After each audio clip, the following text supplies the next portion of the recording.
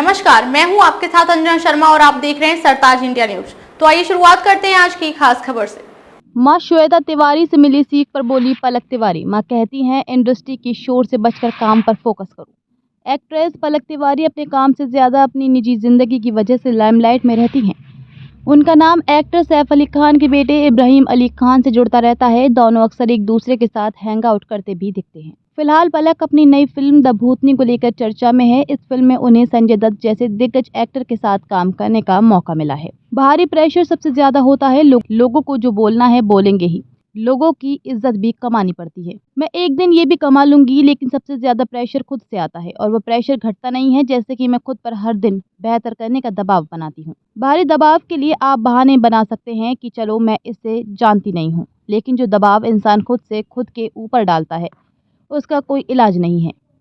मैं इंसान हूँ और इंसानों का असल जिंदगी में भूत से नहीं, जिंदगी का ही खौफ होता है। मुझे भी वही खौफ है। असल जीवन में बहुत चीजों की टेंशन होती है। माँ भाई को गर्व महसूस करा पा रही हूँ या नहीं, अपना काम अच्छे से करना है, घर के लिए पैसे कमाने हैं, इन बातों का कितना स्ट्रेस होता है। जैसा कि आपने कहा, मैंने ये जिम्मेदारी ली है। घर की जिम्मेदारी किसी ने नहीं डाली है। मुझे लगता है मेरी फैमिली में हर कोई बहुत ज्यादा इन्वॉल्व है।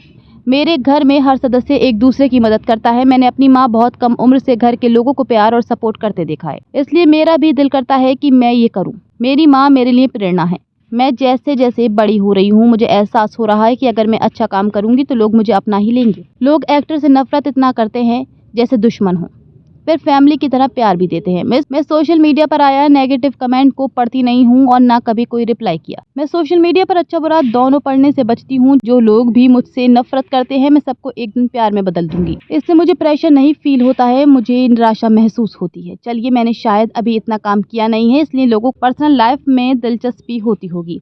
इसी बात से मुझे मोटिवेशन मिलती है कि इतना काम करूँ कि लोग आपके काम पर बात करें। मीडिया हेडलाइंस की बात करूँ तो पहले के पत्रकार रिसर्च करके कुछ लिखते थे, आजकल तो कोई भी चिंटू कमेंट कर देता है और उसका कमेंट हेडलाइन बन जा रहा है। अब ऐसे कमेंट और हेडलाइन को क्या ही सीरियसली लूँगी।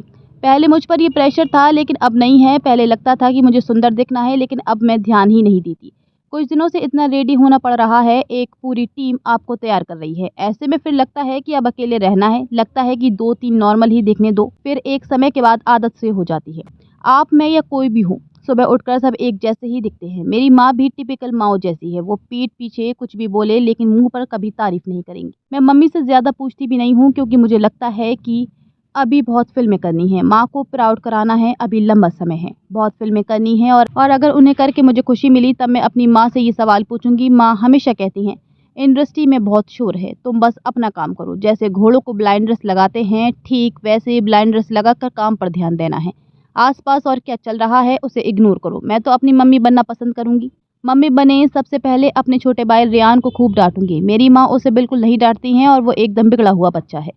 मैं ऐसे रोल करना चाहती हूँ जो लोगों को याद रहे। मैं बस इतना चाहती हूँ, अगर 5 साल बाद कोई लड़की किसी सिचुएशन से गुजरे और उसे मेरी याद आया कि पलक ने भी ऐसा किया था, फिर मैं सफल हूँ। मैं जाने तू या जाने ना करना चाहूंगी। उस फिल्म में यंग लव दिखाया गया था। ऐसी फिल्में बहुत कम बनी हैं। फिल्म में एक्टर काफी नेचुरल थे, मेकअप कम था, गाने सारे अच्छे थे। उन्होंने यंग लाइफ, कॉलेज, सारे ही डायनेमिक को इतने अच्छे से समझाया था।